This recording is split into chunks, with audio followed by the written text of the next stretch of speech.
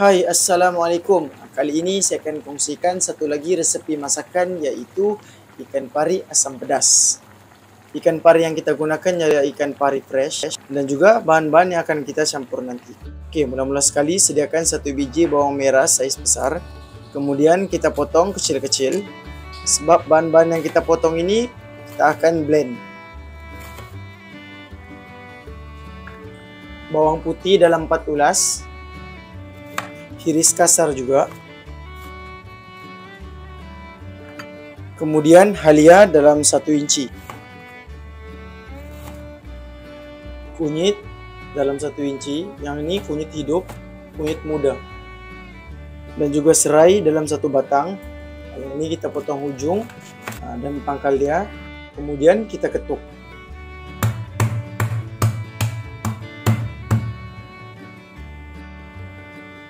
Dan juga tomato kita belah 4. Sediakan tomato dalam 2 biji. Tomato ini kita tambah untuk tambah rasa masam. Kemudian kacang bendi ini kita sediakan dalam 5 biji, tapi kalau ada yang suka lebih boleh juga, tak ada masalah. Yang ini kita potong sedikit saja. Kemudian boleh sediakan terung bulat, ini kita belah 4. Sepatutnya boleh kupas kulit terlebih dahulu. Yang ini kita terus potong size besar, belah 4. Seterusnya bahan-bahan yang kita potong kasar tadi bolehlah kita masukkan ke semuanya sekali ke dalam blender untuk kita kisar halus.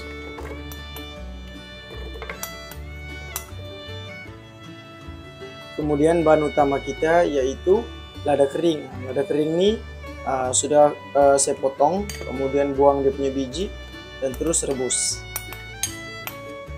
Oke, kalau nak tambah pedas sedikit bolehlah tambah lada hitam.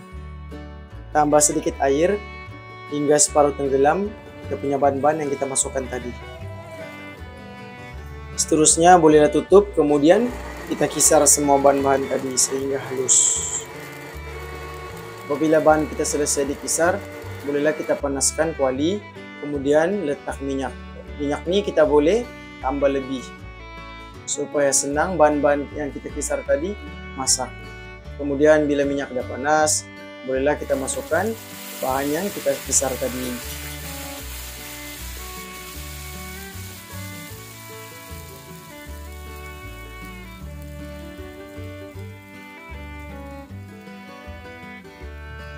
Kemudian masukkan serai yang kita tumbuk 1 batang, gaul sehingga bahan-bahan semua tadi masak. Dan juga boleh tambah sedikit belacan, tapi jangan banyak sangat. Seterusnya masukkan air asam. Air asam Jawa, baru jadi kita punya asam pedas. Kemudian kacau sehingga bahan-bahan semua rata dan masak.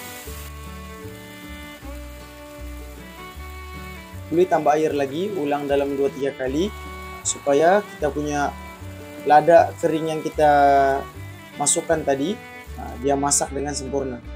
Air yang dimasukkan ini ialah air daripada blender tadi. Apabila bahan kita sudah masak sepenuhnya, bolehlah kita masukkan ikan pari. Yang ini saya masukkan dalam 1 potongan besar, kemudian potong kepada size kecil. Selepas itu bolehlah kita masukkan kita punya terung bulat yang kita potong tadi. Pastikan dia kena masak dulu, letak awal. Kemudian bolehlah kita letak daun limau untuk bagi wangi sedikit.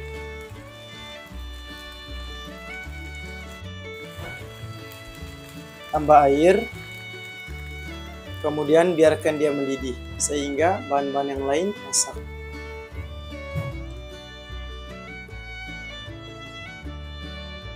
Apabila sudah mendidih, bolehlah kita tambah kita punya tomato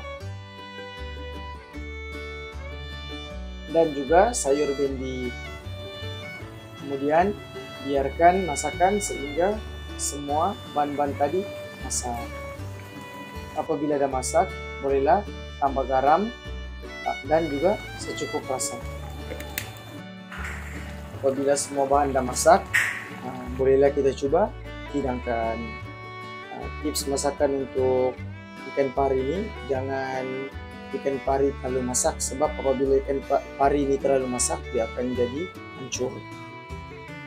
Dan bahan-bahan yang kita gunakan bahan-bahan yang fresh dan muda.